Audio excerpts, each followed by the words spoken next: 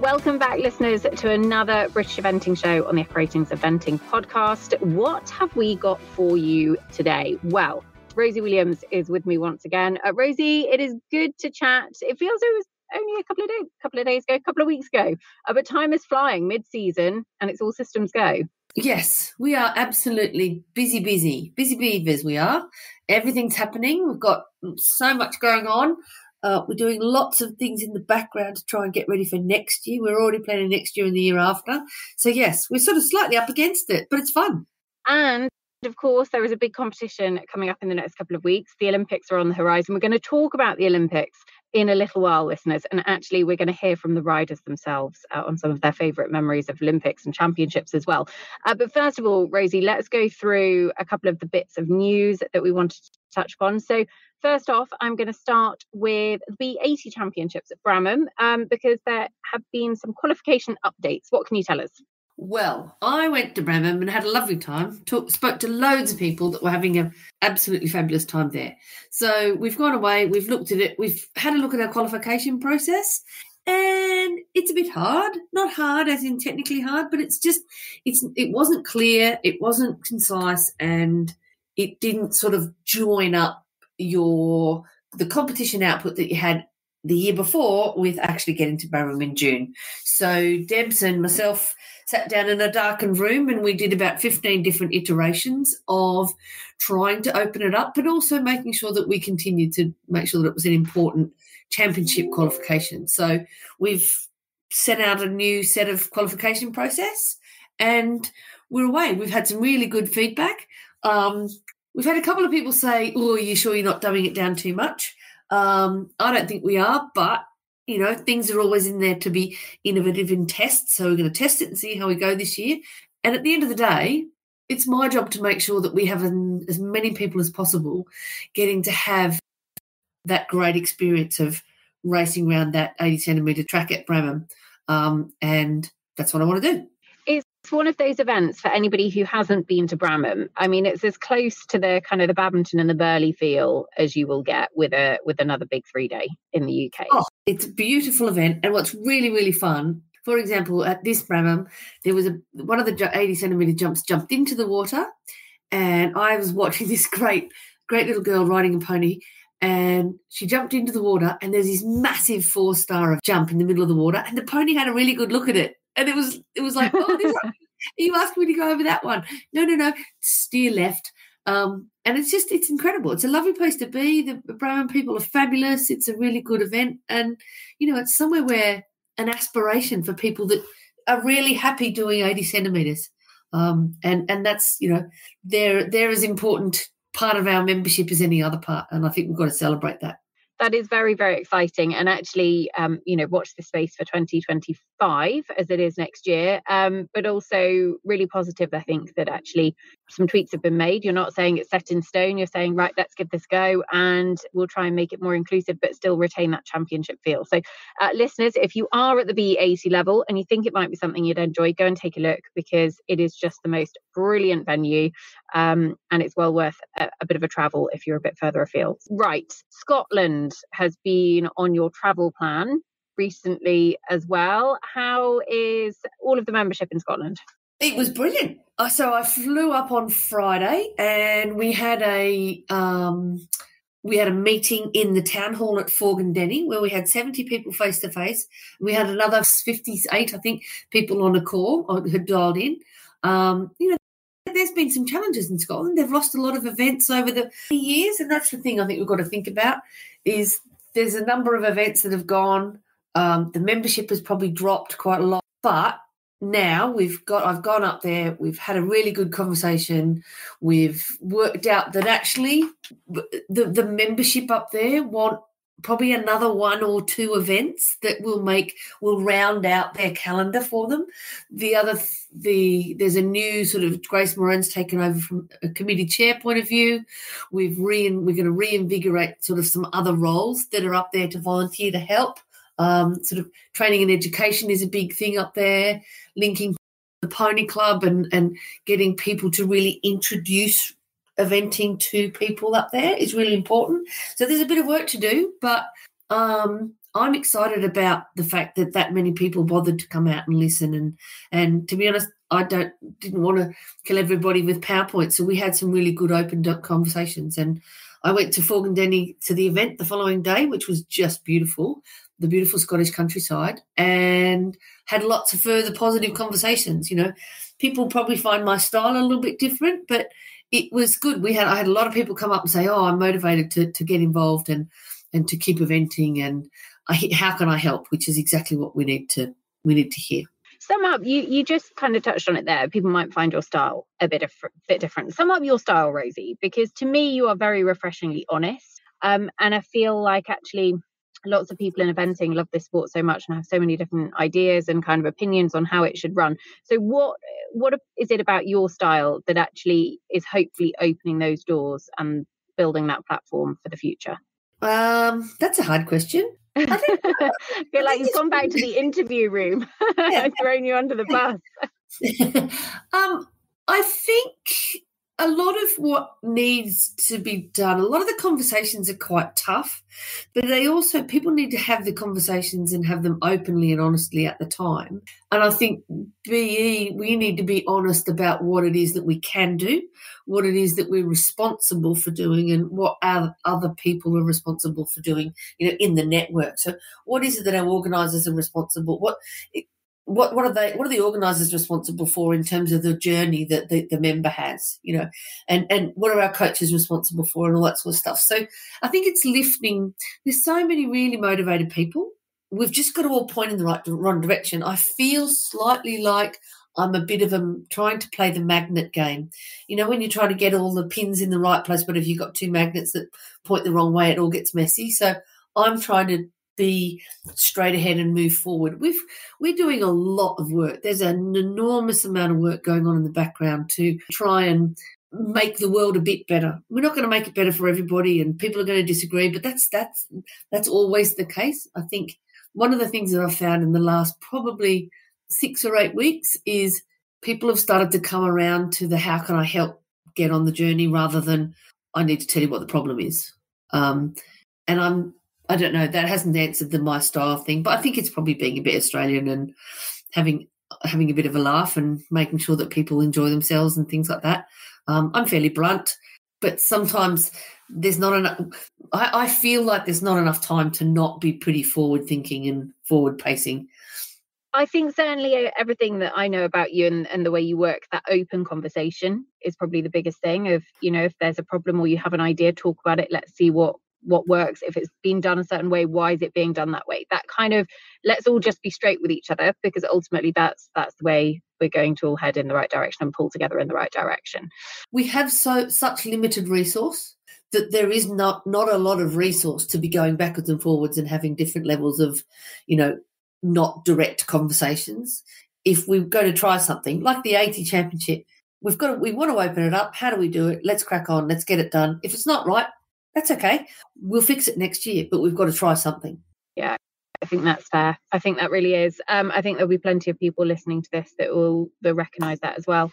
Coming up, we have obviously got the National Championships at Hartpury, which is a new venue for them this year. Obviously, the loss of Gatcombe was a big old loss, but Hartpury have done a brilliant job in hosting the international 3-day event there over the past however many years. And I've been a regular visitor to Hartpury, listeners, as many of you will know, over the years. And actually, it's always been an event that has cried out for a cross-country day on the Sunday. So I'm delighted that they've got 2 days of cross-country, and actually I think it has been really well received. Yes, I think I'm really looking forward to Hartpury. I think it's really nice to have some sort of, they're really motivated. The organisers and the team and the uni and stuff are really motivated to have the event down there.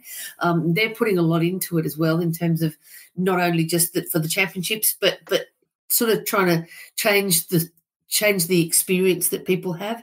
And the team are really organised and getting everything sorted for it. And the entries are good, and we've just got to make sure that we get all our ducks in the row and people enter and do all that sort of stuff so that the event can be viable. But yeah, I'm really excited that Hartpury's taken the championships, and it'll be a good couple of days. It'll be great.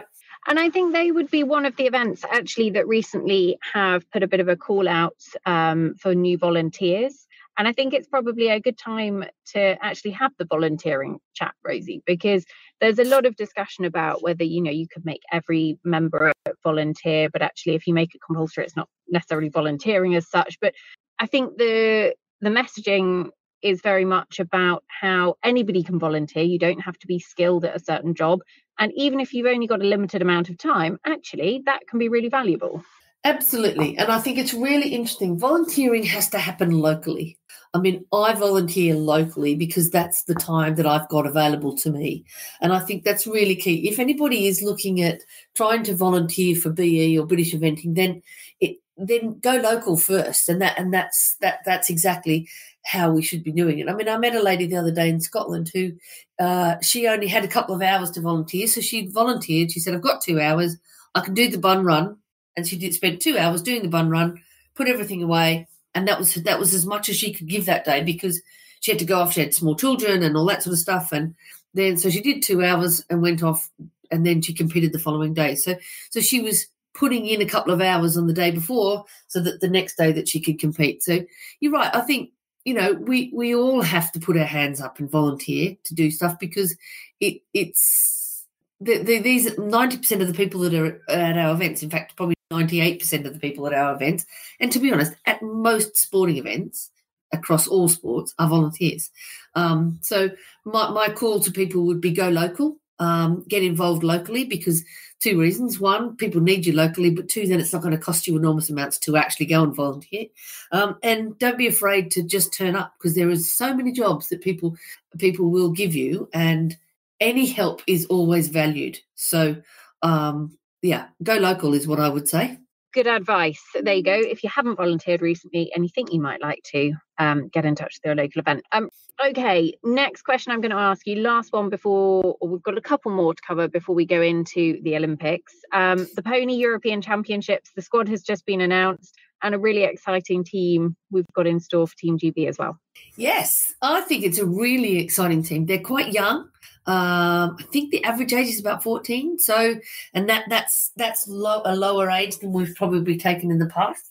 I think it'll be a great experience for the kids to go over and just get that first taste of what international performance is like.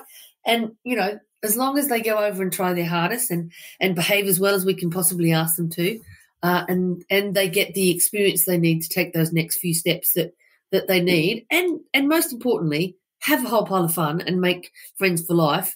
And that's the really big bit. I think they're going to do well. I'm backing them in the medals. Watch this space. They will be competing the week after the Olympic Games in Paris. So first weekend of August is when the Pony Europeans are held. And actually, I think it's the final junior and young rider trial at Bergam International. So keep your ears peeled for news on those squads as well. Abandonment fund. Wouldn't be a show, Rosie, if we didn't talk about the Great British Weather. How is it treating the money? So, as of today, really interesting because I was excited about this, we're up to £67,000 back in the profit. So we're nearly back at 75 grand, which is what BE put in at the first in the first stage. So I'm happy with that.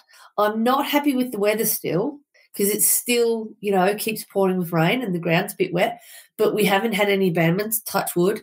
I think we'll just keep pottering away and building it back up again for next year, and then we'll have a look at what it looks like at the end of the year and see what we do. I'm far happier today than I was a few weeks ago.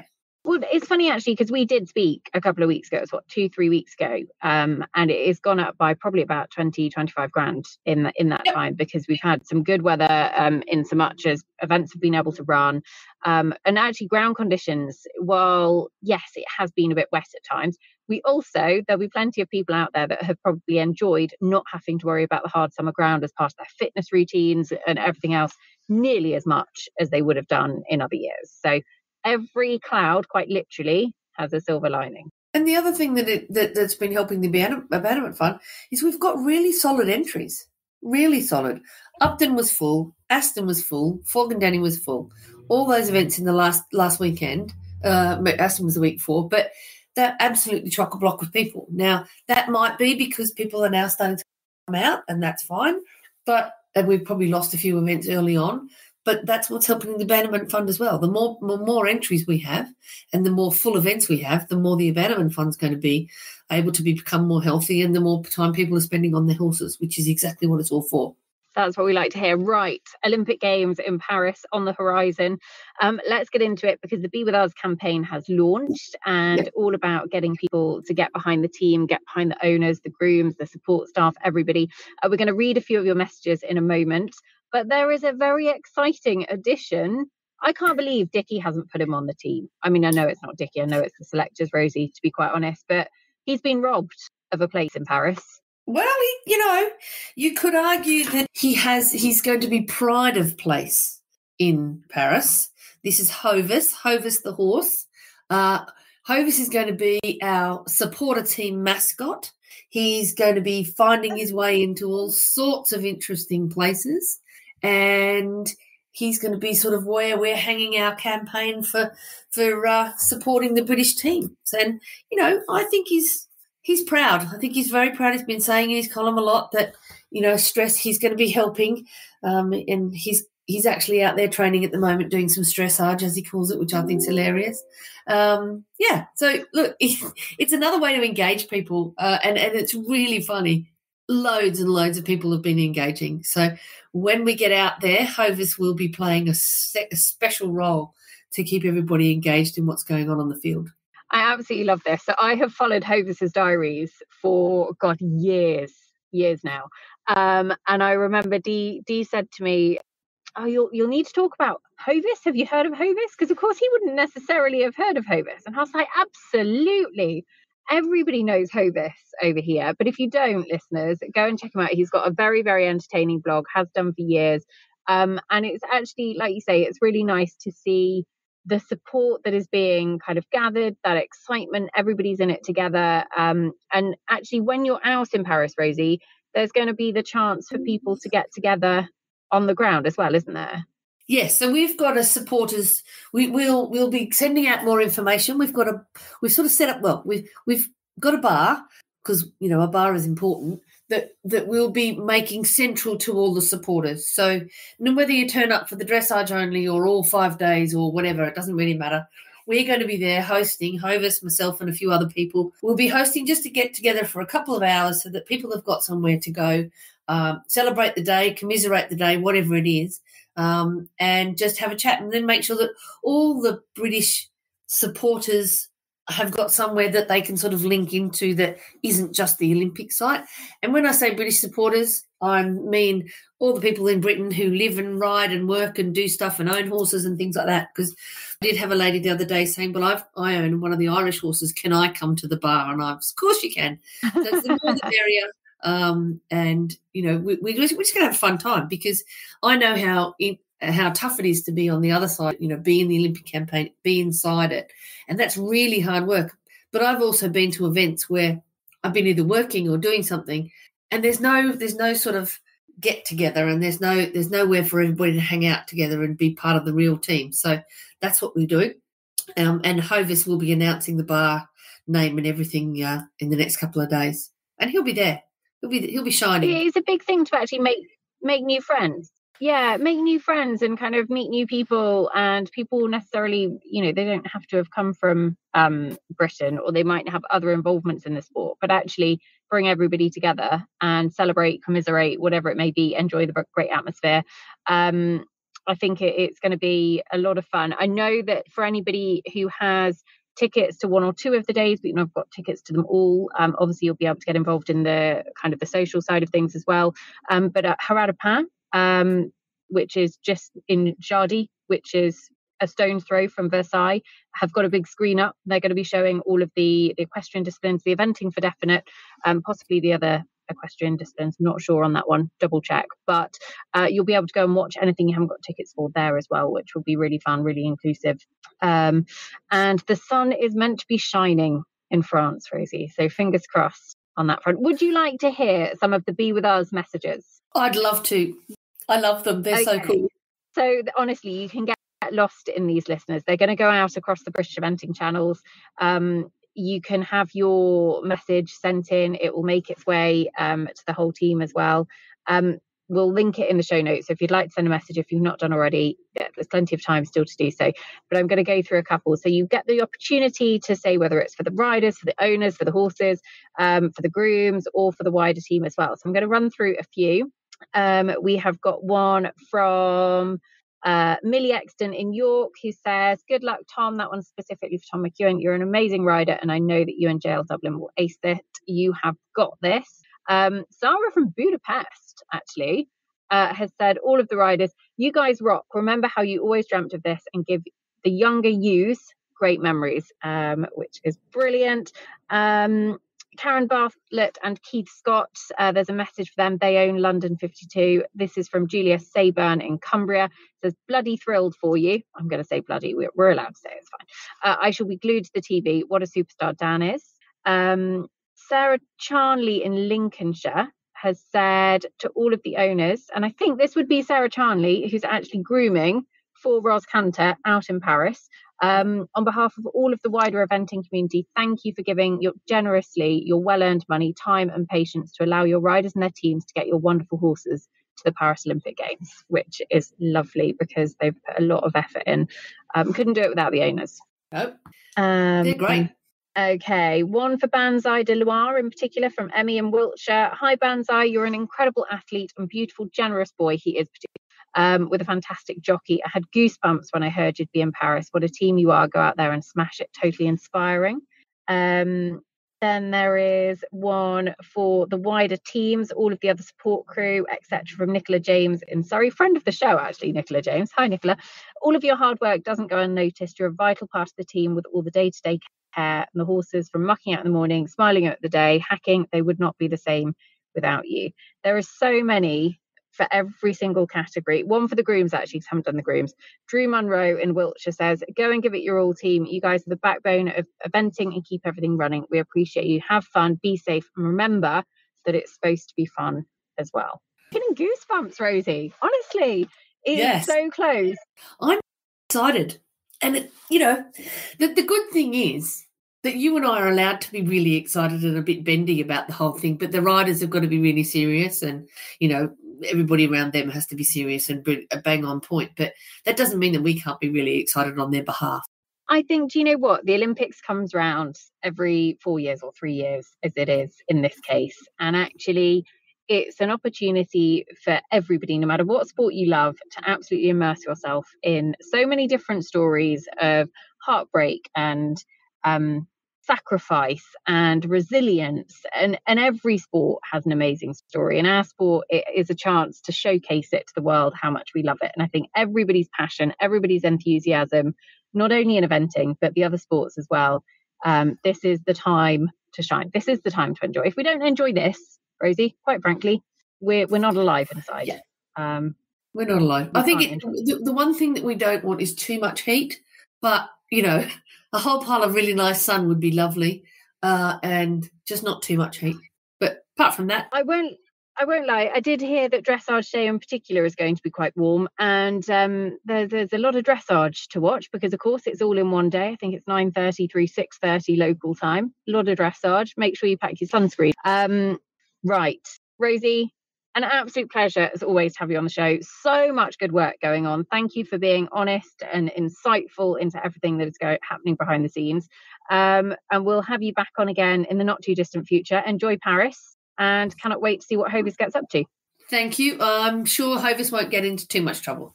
Watch this space. Watch this space. There's a lot of little Hovis cardboard cutouts, listeners. I'm looking forward to seeing where he goes and what he does and who signs him and everything else. Thank you. Thanks, Rosie. Take care. So let's go on to the second part of the show, where we have actually dug back through the Eventing podcast archives and gone back to previous shows that we have had each of our 4 British riders on in the past to find out really what it means to them, what it's like making your championship debut, what the feeling is when you get the call up. And we're going to start with Laura Collett, and Laura gives us real insight into actually what the Olympics mean to her.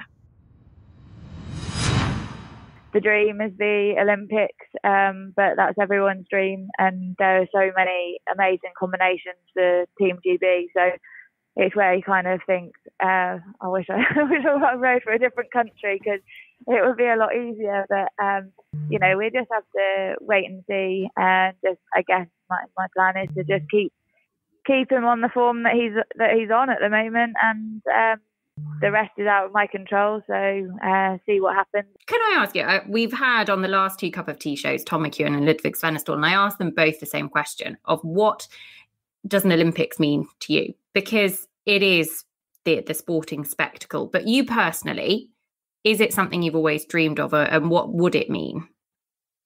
Yeah, it's obviously been a childhood dream from way back since I can even remember. The Olympics are they're the pinnacle, really. Obviously it's very different to say, for example, a badminton win, which also is a childhood dream. So they have very different meanings, but I think it's you say the word Olympics and whoever you talk to knows what you're talking about, whereas unless you're in the horsey world, then you might not know what badminton means. So it's a real kind of worldwide recognition that you are at the very top of your sport, whatever that sport may be. But an Olympics is it's an Olympics at the end of the day, and especially now with there only being 3 spaces on a team, it just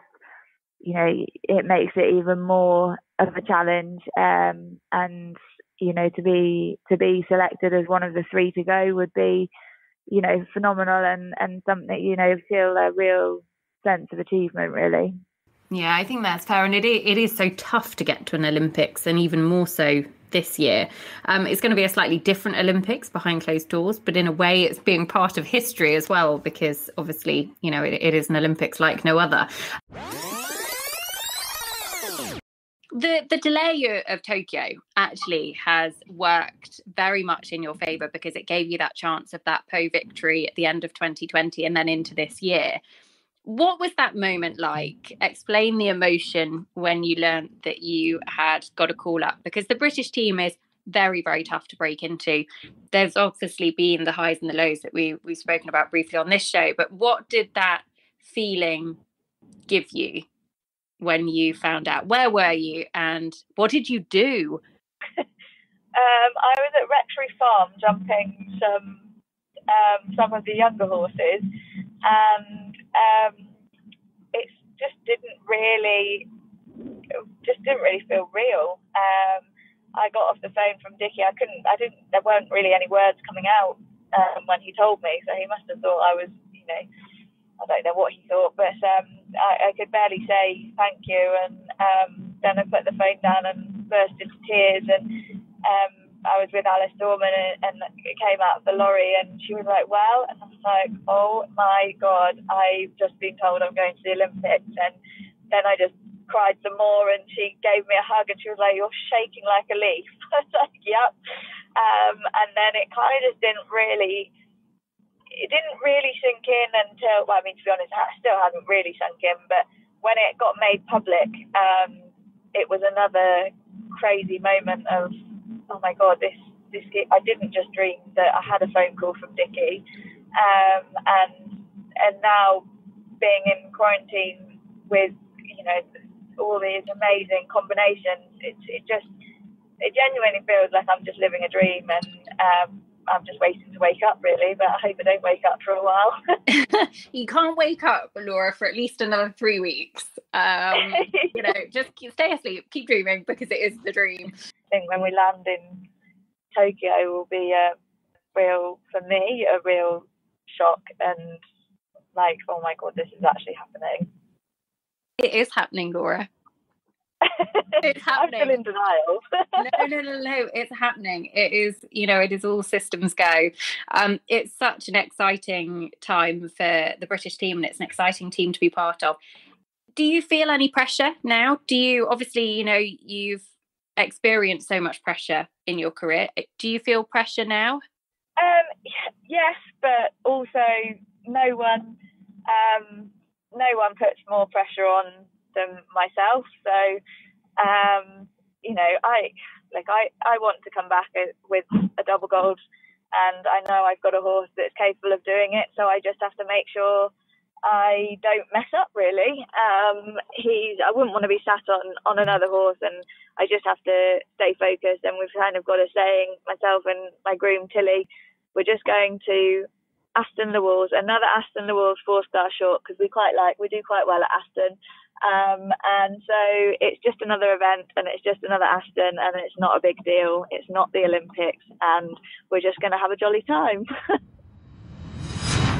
Oh, goodness me. We were talking to Laura literally as she was in quarantine in the build up to Tokyo, and it felt a very, very different build up to Tokyo as we've got to Paris this time, with COVID and quarantine and all of the testing and everything else. But I still get goosebumps hearing her talk about actually what it was like to get the call up. Okay, from Laura Collett, we are going to go to the reigning European champion. And Roz Cantor actually made her senior team debut for Team GB back in 2017 at the Europeans. Stragon was a pressurised environment for Team GB. It was the first gold medal that the team had won in quite some time. Did it give you a bit of a bug in terms of being a team rider, and actually you thrived under that sort of pressure?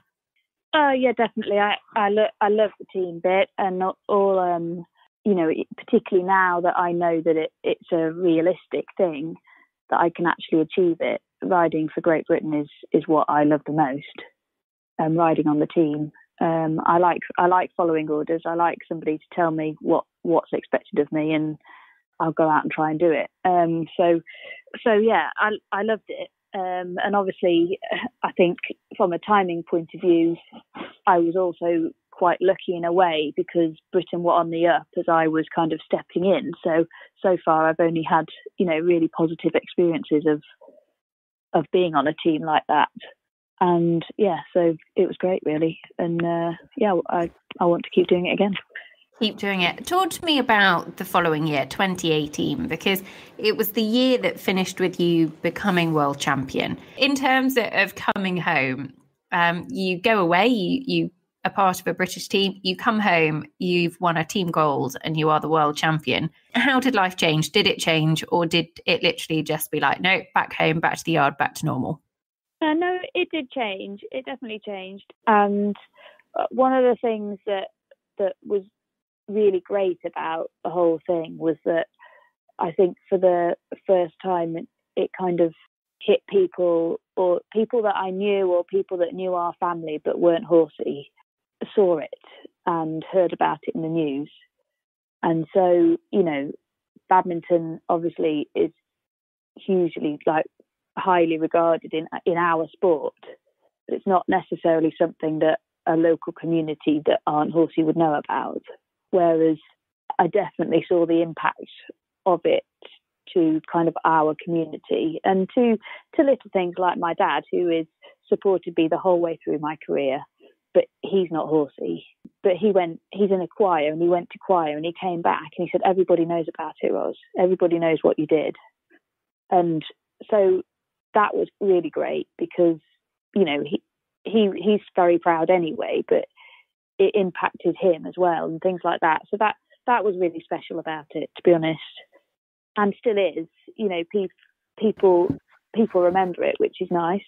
And then, life got very busy, to be honest, and life changed a lot, because I was just Roz Cantor that was starting to do well, and then suddenly, I had a lot of stuff to do with the media and things like that, and life got almost too busy for a while, a little bit out of control, because my business was not set up to deal with that.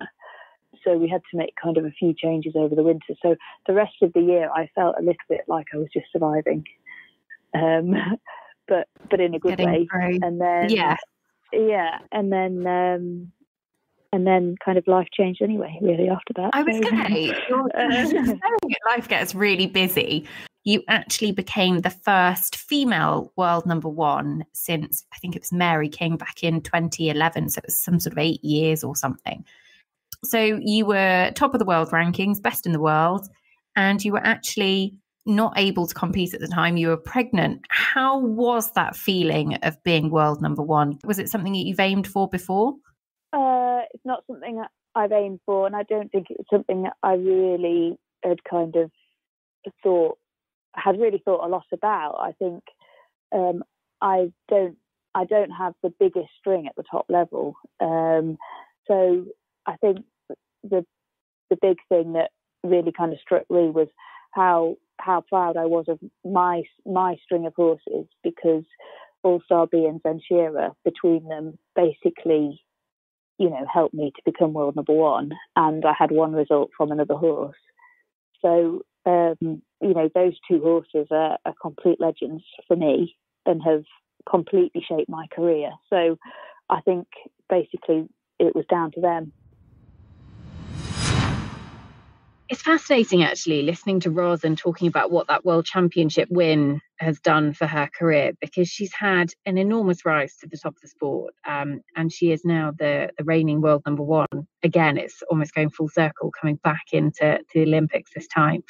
There's a lot of discussion always about how eventing stays in the Olympic format and what changes have been made to the sport to kind of keep it there.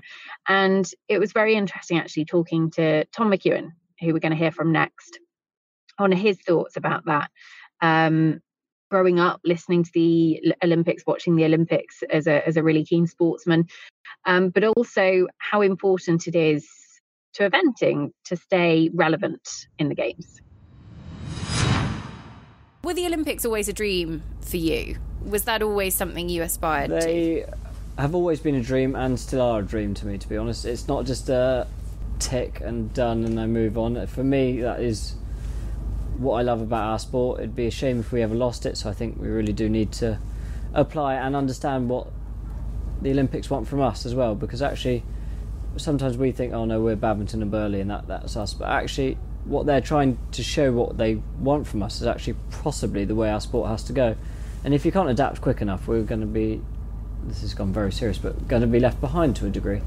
So for me, I understand maybe 3 in a team might not be the way to go, but at the same time it is incredibly exciting. Anything could happen at any day, at any point, at any minute, and really no one really knew. So from watching from the outside, it was a shame no one was there, but it would have been so much more intense with people there as well, and actually been thoroughly exciting, even though I know Team GB did extremely well, but we could have gone better and little things could have happened. So things could have changed in an instance, and actually it possibly is the way team sport for our sport might need to go.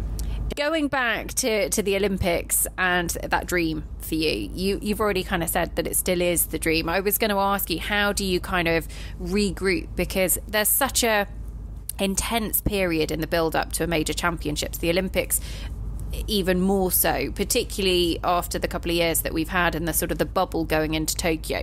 How do you remotivate yourself? Is that something that you sort of just came away from more hungry than ever, or was it something that you kind of went, okay, I've done this goal, so what's my next goal even at the Olympics? Yes and no. It was hugely satisfying. It took a long time sinking because there was a lot of exterior pressures as well, but and other things going on, but realistically it's always going to be a dream, and the dream is to keep doing it again. Usain Bolt isn't a hero because he did it once, it's because he did it multiple times in incredible fashion. And I'm not putting sort of those similes together at all, but at the same time I want to keep trying to achieve. So for me it's that, and sort of, yeah, you got to dream big, sort of Rolex Grand Slams and things like that. Like, there's plenty to be done in the sport and nothing that I've achieved. Like you said, Tokyo was a complete freak. We had COVID. For the British team, I know we're incredibly strong, but to have, touch wood, pretty much every single rider and horse fit for one games is pretty phenomenal, and realistically will never happen again. So for me it's not going wild because there's a lot of competition. It's sticking to my roots, which is prep and run for when I want to, when I feel the ground's right, when the competition's right, or for whatever other reason. The course is great, but for me it's a motive, and it's long term. Bigger the better, long and kind of moving on to the next games, which will be a different games. You know, we've got Paris 2024, LA 2028, and the different challenges that they will present will be different to Tokyo. What did you want to be growing up? Did you think I'm going to be an event rider, I'm going to ride at the Olympic Games, or was there ever another kind of plan for Tom McEwen? No, so when I was younger, I just loved the idea of driving tractors or fire engines, so it was all going really well. I've always wanted to do something outdoors, but I did go to university for a little while, and it didn't quite pan out. What did you go to university for? I went for sports science. Okay. Yeah. Okay, so related to the sports. It wasn't. I just didn't really understand it. Like, it was a lot of money for me to pay out to go and do another 3 years. It was great fun. I found it a little bit too much fun because you didn't have to wake up the next day and do the horses, so it was a little bit different. And then in my mind, I was a little bit like, well, I could just go and train to be what this subject is setting me up for. Maybe naively, but I just thought, do you know what, that's enough to tell me it's not for me. So off I went. I'd been to a few great shows, Buccalo, and probably Poe by that time. I thought, you know what, the eventing seems great. So if those two events aren't going to sign you up, then, then nothing exactly. is. And finally, she only made her championship debut 2 years ago. It was a winning one. World champion in 2022, Yaz Ingham. We've actually got the last two world champions on the Paris team, for Team GB, in Ros and Yaz. But this is Yaz and her insight onto actually getting the call up for Bretoni, breaking into a tough British team. And this is what she had to say. Let's kind of rewind slightly before we get to the moment that you realised that you were the new world champion. When did you get the call up? Where were you? And when did you find out, first of all, that you'd even be going to Bretoni? So when I first got the phone call, I was actually at World Class Training. So we were at Aspen the Walls, and I was actually in the middle of a sports psych session with Joe Butt, who was working with the programme. And I knew that I'd sort of be expecting a call that day or around that day. So I had my phone on me and I had it on sort of vibrate and loud. And I went into the session with Joe and I just said, I'm really sorry, Joe, but if my phone does go, I'm going to have to get it because it's important. And she said, that's fine, no problem at all. And my phone went off in my pocket and I looked at it and it was actually one of my friends. So I said, oh, don't worry, it's not the important one. I'll put it back in my pocket. And then about 20 minutes later, my phone buzzed again and I looked at it and it was from Dickie Waygood and I thought, oh, I best answer this. This is probably quite important. So when I answered the phone, I said, hello, how are you, blah, blah. And he just said, I want to let you know that you're going to Bretoni. And I think I just was completely speechless for a couple of seconds. I couldn't quite believe it. And after I'd sort of come to terms with it, I just was over the moon, so thankful, and yeah, couldn't quite believe it at that point in time. But obviously with the embargo that it had for a few days, I had to sort of quite quickly bring my emotions back down, put my straight face back on, and I had to actually keep it quiet for about 3 or 4 days.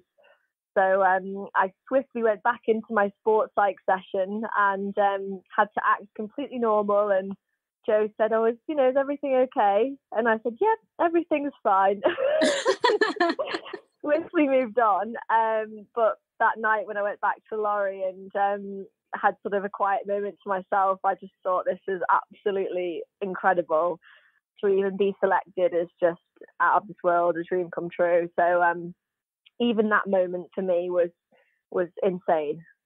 I'm so impressed that you went straight back into a sports psych session. I mean, that's like the ultimate kind of test of sports psych, isn't it? Of going in and having to kind of keep that quiet.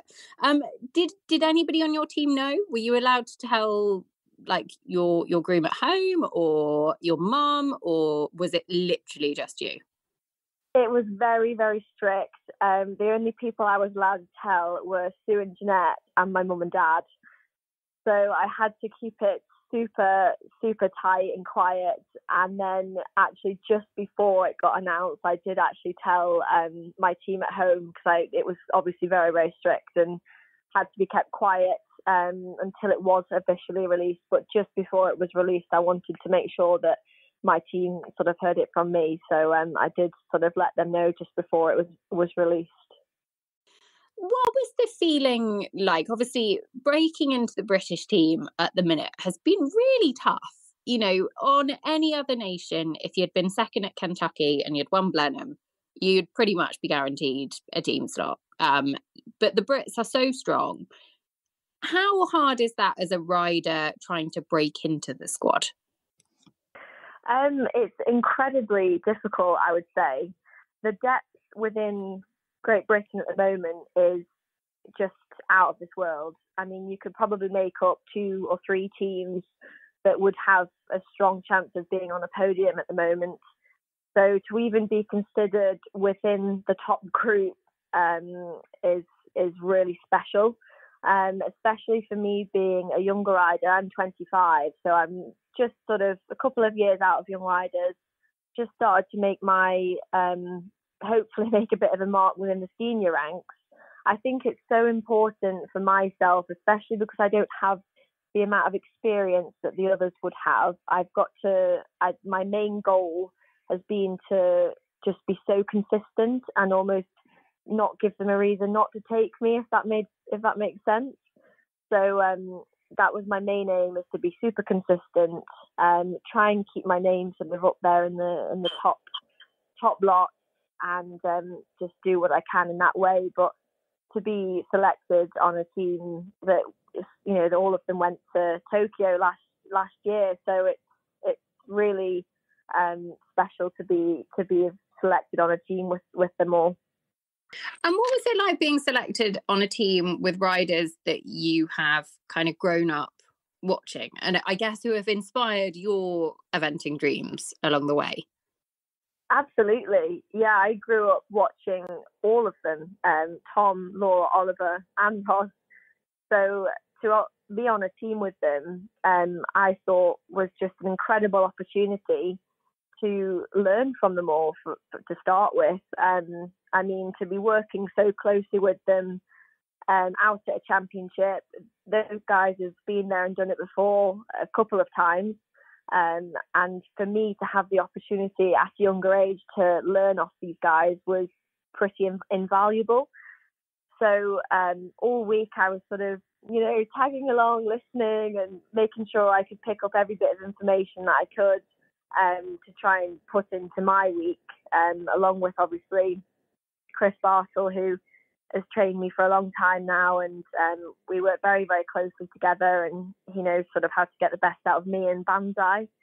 So yes, it was really, really cool to work closely with those guys. There you go, listeners.